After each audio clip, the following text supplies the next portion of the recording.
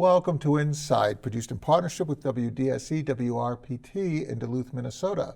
Today we are chatting with Laurie Berner, Executive Director of the Arc Northland.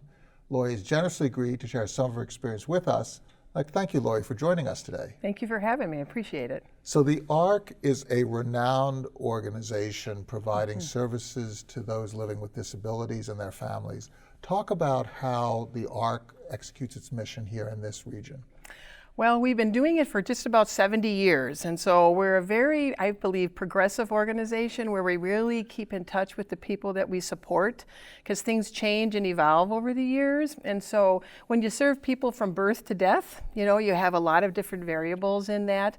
And so we try to keep in touch and keep things that are very person-centered, very person-focused as far as an individual and what their needs are and what they're looking for from an organization like ours.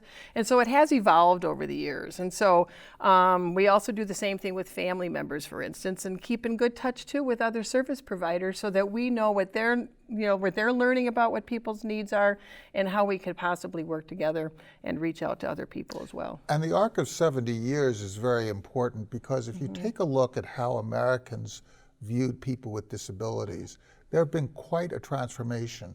If you take a look back down in the 1930s and 40s, very often somebody with disability, a family member who might be held dear, was very often hidden from public sight. Right. And this idea of integrating into society people with different conditions, different abilities, disabilities, that was not the way people thought of disability in those days. Exactly. That happened to my own family. I have a brother who's 71, and because he had two disabilities, an intellectual disability and blindness, the only way he could get services was to go to an institution. And my parents, it was horrible, that's what they felt they had to do to try to help him. And so over the course of time, it has evolved, especially parents back in those days who said, enough is enough. We don't want our children to go away. We want them to stay home. And so then the ARC, literally across the United States, is really a reflection of that. Parents really started the ARC, and it's evolved then to be a more professional, but also keeping parents, basically connected with us so that we're always keeping in touch. But that was a huge part of the movement, the beginning of the movement. And there's been many wonderful laws that have taken place since it's almost 30 years now with the Americans with Disabilities Act. We have the Olmstead decision, all these different laws that really help give the human rights aspect to people with disabilities that needs to be in place. One of the major transformations is the idea of advocacy, self-advocacy, advocacy for one's families, and your parents and others. They had to actually overcome the ideas of society, think independently, and say, no, I'm going to advocate for what I think is right, even if society tells me that what I'm doing is harmful to my child. Right. I am going to take a different tack. When you take a look at how this has been encapsulated in situations like the Olmstead case, which you should describe, as well as the American with Disabilities Act, let's start off with the Olmstead situation. Well, Olmstead came about actually 9 years after the Americans with Disabilities Act. And Olmstead really started because of two women in Georgia who wanted to live in the community and not in an institution. And all along the line, everybody kept saying, no, you can't, no, you can't. Did they need support in the community to be successful? Yes, they did. But they went all the way to the Supreme Court and they won. And so that was really the beginning of person-centered thinking and planning, where it was about who is this person and what do they want in their lives and where do they want to live and where do they want to work? Let's start there, instead of a number of professionals saying this is what's right for you, this is what's good for you, this is what we want for you. And so that was the beginning of that. And it really was because of the Americans with Disabilities Act, which will be 30 years old this year, that power, so to speak, was there for those people, that they felt that they had the right to advocate for themselves, which is really critical for people with disabilities, much more important than a professional doing that on their behalf. I mean, we work together, but individuals really advocating for themselves is very powerful. What was it like before the American with Disabilities Act? Well, what it was people were at home or in institutions and not able to go out and work or be a part of their church. Couldn't go to a library. Couldn't go to a library because you couldn't get in. That might have been 3 steps. Right. And it also, accessibility goes even beyond people that are using an assisted device like a wheelchair. There's a lot of different barriers that come into play for individuals with disabilities who are trying to participate and belong in their community. That's what the whole thing is about. So now people are working, not as many as could be, and so that's still a process. And people are, transportation has gotten better, bus systems have gotten better, curb cuts are out there. And so those type of things are really important, and they really benefit broad spectrum people, not even just people with disabilities, if you want to get into the detail. But that's the part that I think is just the beautiful part, is that people really having their own life and living the life that they want to live. That's where we're at, and we're still working towards that. I think about that in regards to employment. We still have some work to do in that. And housing. Right now we have a terrible housing crisis, actually, and Arc Northland works a lot with people in that area, trying to help people get into places, help get them started through grants through the Department of Human Services. All those types of things need to be helpful so people can kind of get launched, and then self-sufficiency then is really the plan. And if they're working and they have, a meaningful job, and then they feel like they're actually contributing to their own welfare and their own taking care of themselves. You started to unpack some of your programs, but let's go further into the types of programs that you have. Could you describe a bit how you're organized, your budget, and also the kind of programs that you provide to people living with disability and their families and others? Absolutely. All ARCs across the country pretty much have what they call a core services. And our number one, of course, is advocacy. And we do that in a number of ways. We assist individuals that might be a child who has a special education program, an IEP plan, an individual education plan, where we're assisting them there, all the way up to somebody that might have a housing or an employment situation where we need to try to help support and advocate. We do a lot of training, we do a lot of information and referral in that program. It's very broad, and it's very person-centered on what the person is calling and asking. We don't even really ask a person what their disability is. We just ask what they're looking for. If they want to share that with us, that's fine, because it doesn't matter to us. We also have our housing program. We have a number of services in our housing program, 3 in particular, that assist people with getting set up with furniture, maybe a security deposit, those types of things, helping them find apartments or a house, or help them get to Section 8, things of that nature. We also assist people that are under the age of 65 that want to get out of a nursing home or a situation like that into a more community-based living situation. So that department is extraordinarily busy. I mean, we have people calling and walking in all the time. Another one of our programs is called PCA Choice, where we're literally helping an individual who needs a personal care assistant, and they hire their own person. We don't do the hiring, we don't do any of that managing, but we do help with the onboarding, the payroll, things of that nature, so that type of burden, carry the liability, on that type of, then that person doesn't have to deal with those type of things. They just focus on the care that they have. And then lastly, we have a regional quality council, and that's a part of a grant through the Department of Human Services, and we've been out for 4 years, well, we're in our 4th year now, literally meeting with people to ask them about their quality of life. How do you feel about where you live, where you work? How is the transportation? What do you think about your case manager? What do you think about your provider of services and whatnot? And so then we feed that information back to the Department of Human Services. And we're actually in a process right now where it's possible we might start being in a situation where we could start expediting change locally through that program. That's what our hope is in the next phase of that. And so basically we're pretty well rounded, but yet there could be things that are coming in where something that people are looking for that we don't know exactly how to solve that problem. So then we'll go out and we'll start networking and collaborating with other agencies or businesses or whatever the case may be to try to help take care of what's happening. Let's say I'm not disabled. Let's say I know nobody who is disabled. None of my family members have been disabled. What is it in it for me? Well, after working 40 years in this profession, I can say it's the most incredibly teaching opportunities that I've had in my life. beyond my own brother, and as far as growing up in a home that has somebody with a disability. I have learned so much from the broad spectrum of people that I've met, whether they're very, very involved and can barely articulate what they're thinking or feeling, all the way to people who you wouldn't even be able to tell that they had a disability, because maybe they have a seizure disorder and you wouldn't know unless they were having a seizure. And so to me, it's the attitude of who's the person next to you, just getting to know who they are, even despite if they have a disability. It's really about finding out who the person is, and having that disability it doesn't matter. And I think that's part of us creating opportunities for people to be together. So instead of a segregated situation where it's just people with disabilities, you just invite people from all different walks of life to come together to meet one another. There's movements happening right now in Duluth with that. They're calling them community conversations, where there's a variety of providers, but also people that are just from the community, whether they have a disability, they may be a family member, they may just be an interested person, on trying to figure out how do we bring just people together.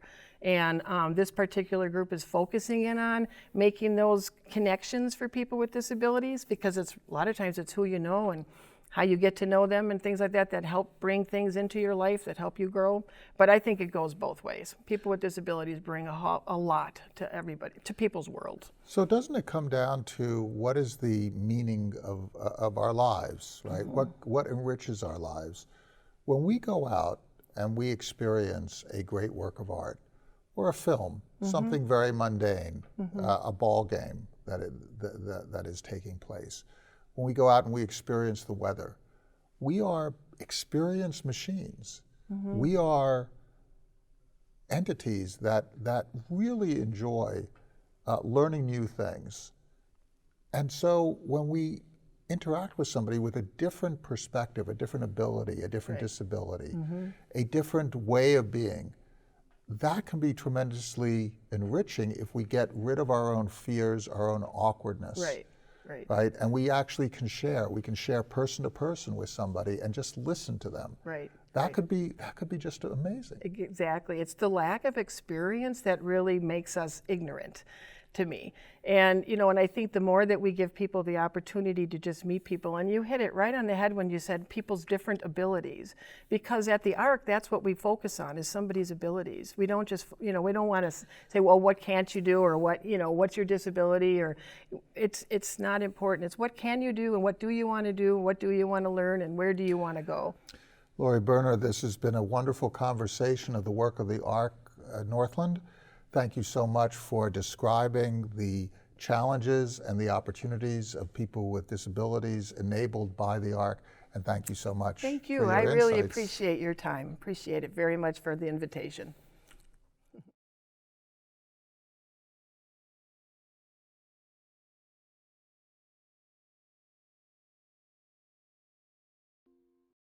Welcome to Insight, produced in partnership with WDSC and WRPT in Duluth, Minnesota.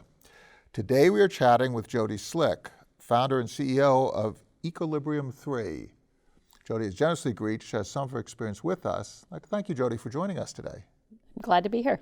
Ecolibrium3 is a very interesting organization. You're organizing communities, you're providing voice, you're trying to figure out how to take positions that strengthen civil society here in Duluth. Talk about the founding of Ecolibrium3 and the work that you do on a daily basis. Sure. Ecolibrium3 is actually a spin-off organization of another social enterprise that I started back in 2004 called Common Ground.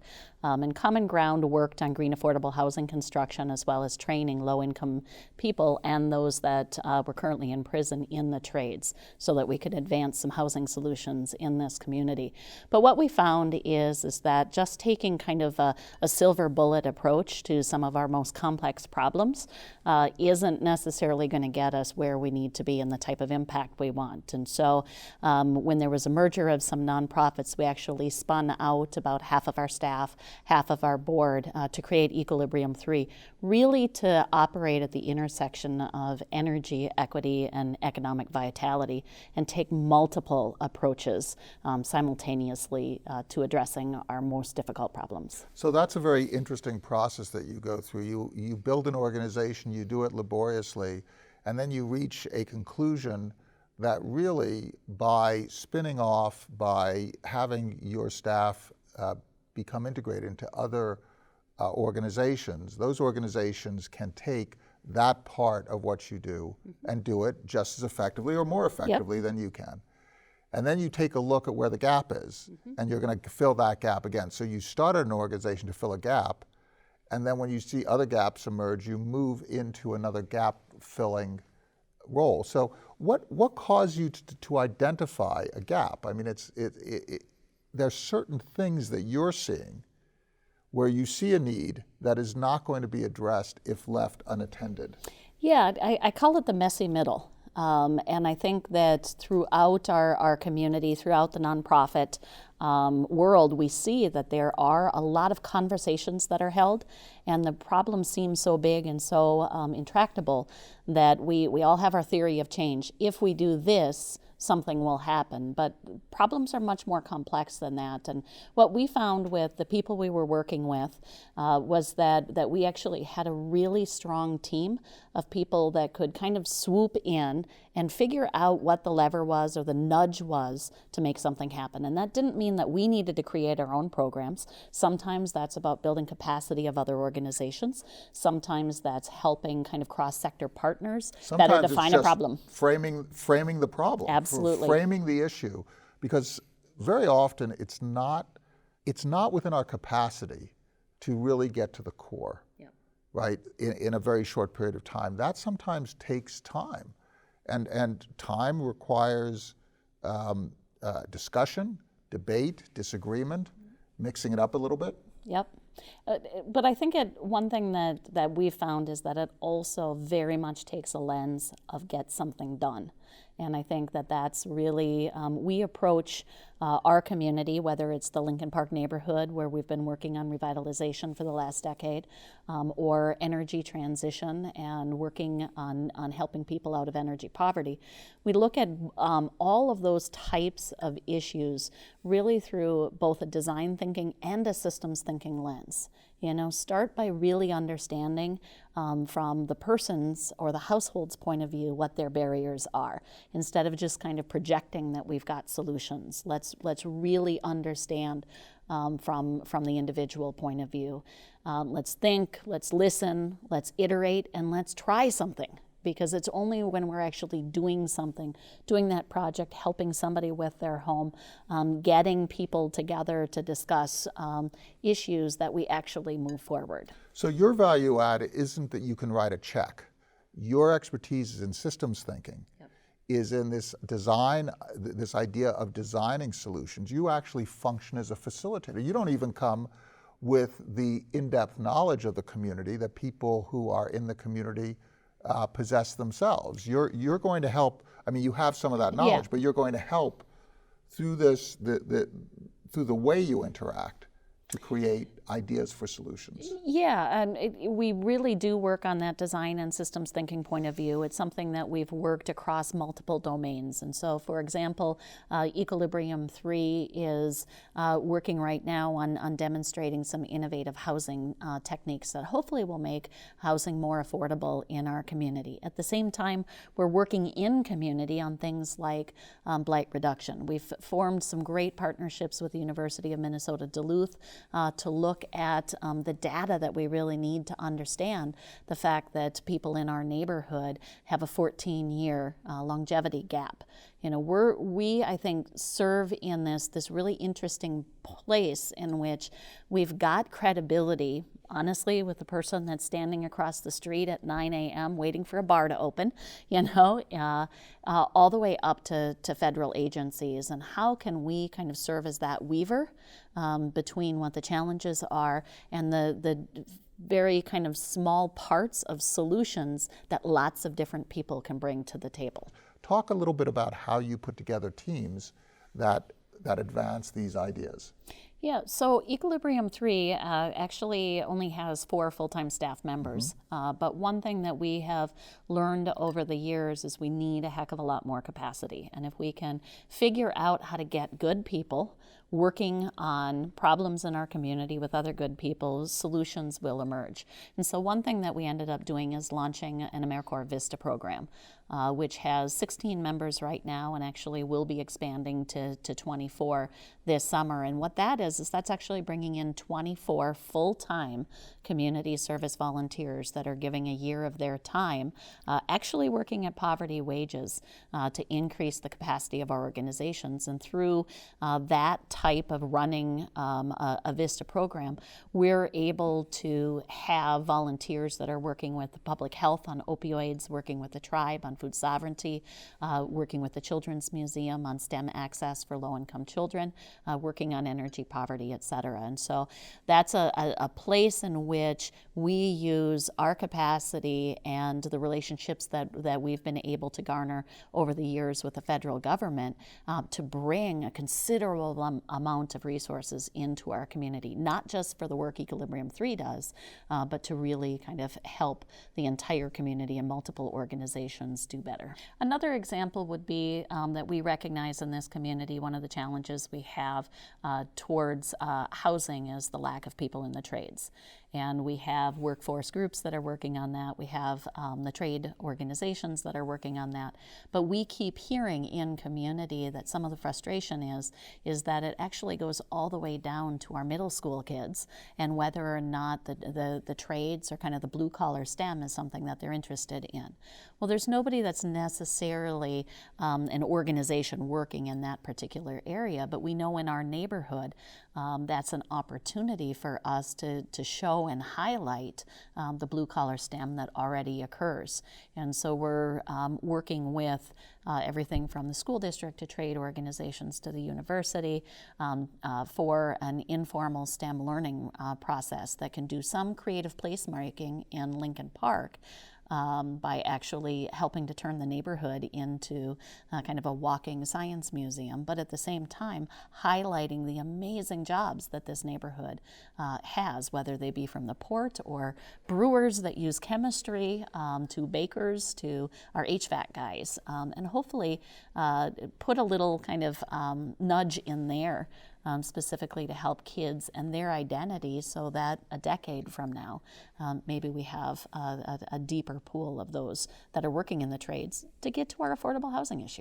Now, when you are involved in a process that grabs attention and that starts to create a focus and then eventually creates actionable ideas and then take action, there are going to be people who don't want that focus to be taken from their priorities. There are going to be people who feel that you coming into their neighborhoods or dealing with issues that they have, that it could be a little paternalistic. There could be resistance from within or resistance from without. There can be opposition.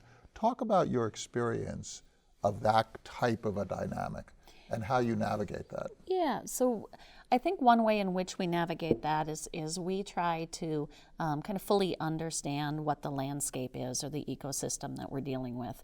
And we try not to portray ourselves as something that we're not. So when we do work in Lincoln Park, we're a community-based organization there. That is our neighborhood, that's our heart. And we can interact in that neighborhood with the residents much different than if we're just looking at some sort of programmatic solution for energy that would happen kind of throughout the community. And so always kind of knowing what is authentic as you're working with people is very important. And then I think the other thing is that we do not necessarily as an organization move into a space because we think we are the solution. So for example, we don't necessarily think we need to start a program, or this is where our earned income will come from, or this is a new opportunity for us. We first go into that space and work on trying to figure out how we can solve the community problem. And oftentimes that might be by building the capacity of somebody that's already in that space and kind of approaching from a give instead of a take situation. And then if it ends up kind of in that space, that there isn't an organization that can kind of take that emergent need and move it forward, then we work with those partners and funders to say, okay, this might be something we can take in-house. Wonderful. Jodi Slick, founder and CEO of Ecolibrium3. Thank you so much for sharing the work of this amazing organization in Duluth And thank you so much for your insights. Thank you.